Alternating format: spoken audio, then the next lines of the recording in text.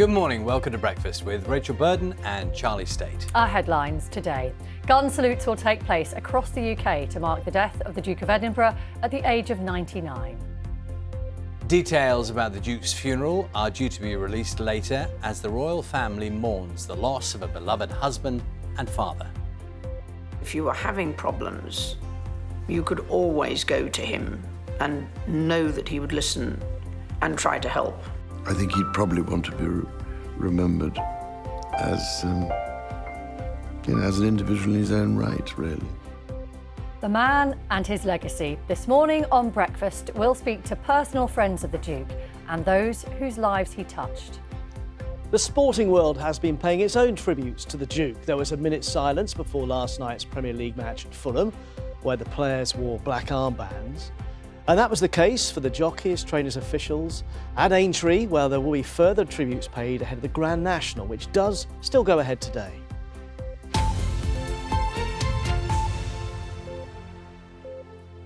Good morning, it's Saturday the 10th of April. The Armed Forces will lead a second day of tributes to the Duke of Edinburgh, who died yesterday, aged 99, with gun salutes across the UK, in Gibraltar and from warships at sea.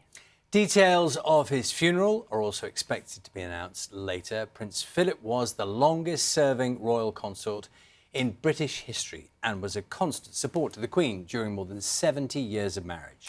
In a special programme on Breakfast this morning, we will be looking back on his life with some of those who knew the Duke well, the people whose lives were touched by his charitable endeavours and public duties, and we'll discuss how his legacy will live on. First, though, our royal correspondent Nicholas Witchell has this report. Windsor Castle, where the Duke spent much of the past year in isolation with the Queen, where he died yesterday morning, and where it's expected his funeral will take place in St George's Chapel in about a week from now. Further details of the arrangements are expected to be given by Buckingham Palace later today.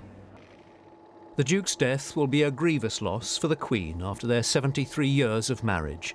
Last night on a BBC programme, their eldest children paid tribute to him. I think he'd probably want to be remembered as, as an individual in his own right, really. His appreciation of how he could help the Queen always seemed to be present in terms of supporting her, because she was very young when she became Queen, and it needed to be, I think, a double act for a lot of that time in order to allow her to take on that role. It was in August 2017 on the forecourt of Buckingham Palace that the Duke carried out his final solo engagement, inspecting a parade by the Royal Marines. It was pouring with rain, yet the Duke, who was then 96, was not to be deterred. Duty came first that day, as it had for so many decades, so often alongside the Queen, but also pursuing his own public programme, to which he brought his own famously forthright style. But the public image of the Duke walking a few paces behind his wife only tells part of the story. His greatest contribution was the unseen support he gave to the Queen as she coped with the often solitary role of head of state. Occasionally, she alluded to it. "He is my constant strength and guide," she said during the Diamond Jubilee. He was the one person she could always turn to.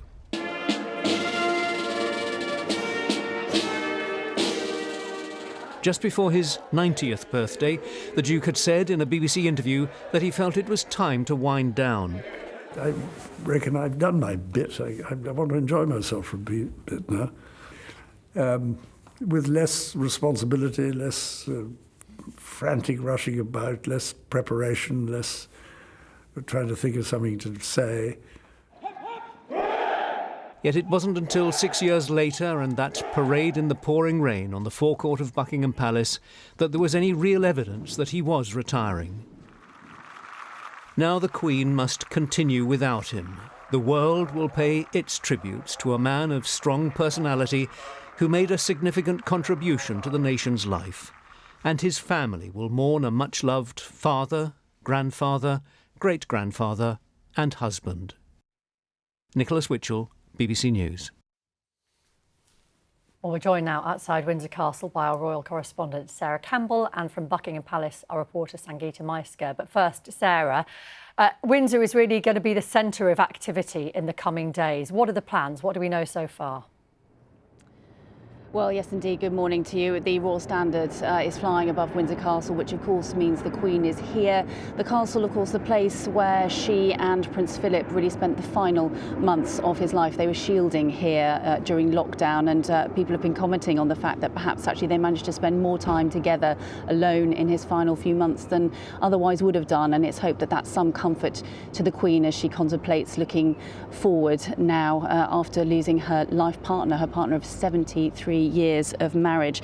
As far too many people who've lost loved ones over the last year will know, decisions have to be made about the funeral arrangements, and the Queen is approving those at the moment. The details are expected to be released later today. Plans have been in place for years as to how to mark the passing of such an important public figure, but the pandemic has required changes to those plans. It's been made very clear that any event which might draw a crowd is to be avoided, and COVID restrictions will be observed at all time. There will be no lying in state. There will be no state funeral. As I say, exact details later, and also later today at midday there will be a death gun salute. 41 rounds, that's one every minute for 40 minutes, will be fired in cities across the UK, in Gibraltar and on various ships at sea. Now, gun salutes are a traditional way to mark a significant royal event, but will be particularly poignant today, bearing in mind Prince Philip's very strong association with the armed forces. Just a couple of other points. The government and the royal family are requesting that people don't gather at royal residences. We saw that yesterday, people very keen to come together and share their thoughts about Prince Philip. They're also asking that maybe a donation to charity be given rather than lay flowers. And there is a book of condolence that's now live on the royal website, and people are being asked to leave their messages of thanks, perhaps, to the Duke for his 7 decades of service, and of course messages of support for the Queen. Sarah Campbell, thank you. Well, let's go to Buckingham Palace now. Sangeeta Maiska is there for us this morning. Sangeeta, I'm mindful of what Sarah was saying just a moment ago about the official advice, the rules that exist, of course, around travel, around social distancing. And that is what people are being advised. But nonetheless, I know that many flowers have been laid where you are. Tell us a little more. That's right. We saw a steady stream of people arrive here yesterday, Charlie, throughout the day, laying flowers, laying wreaths. Most of those have now been removed overnight, and I think that's part of what you're saying. The palace, very conscious that we are still in the middle of a pandemic and wanting to nod to people not to turn up here in large numbers. What does, however, remain are some of the many messages that were tied to the palace gates, and they are really very touching. Most of them nodding towards Prince Philip's time as a Royal Navy officer, and also the years, the 73 years he spent by the Queen's side in public service. Let me read a couple of them to you. Thank you, Prince Philip, for your wonderful years and service to our beloved Queen. Family, nation and Commonwealth, you have left a legacy of helping to make the world a better place. Another one, fair winds and following seas. That, of course, that phrase often used by sailors. Nevertheless, people have been arriving throughout the night, including this family who wanted to come and leave flowers for the Prince. We're all quite cut up about it, really. I mean, I know he'd been sick for a while, but when it actually happens, it's different, isn't it? Yeah, it was a sad moment, and obviously we talked as a family and decided we wanted to come down and you know, visit and pay our respects and lay some flowers for him. If you take a look over my shoulder, you will, of course, see the flag now flying at half-mast, and you can probably also make out the balcony upon which Prince Philip stood by the Queen for so many years through celebrations and commemorations. I certainly have been here on many occasions seeing the royal family waving. That was part of our national life, our national picture. I think today, Charlie, people's thoughts will be moving towards the Queen as she now comes to terms with being a widow. Sangeeta, for the moment, thank you very much.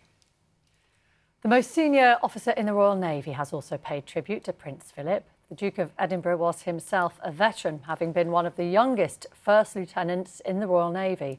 First Sea Lord and Chief of the Naval Staff, Admiral Sir Tony Radakin, says the Duke will be deeply missed.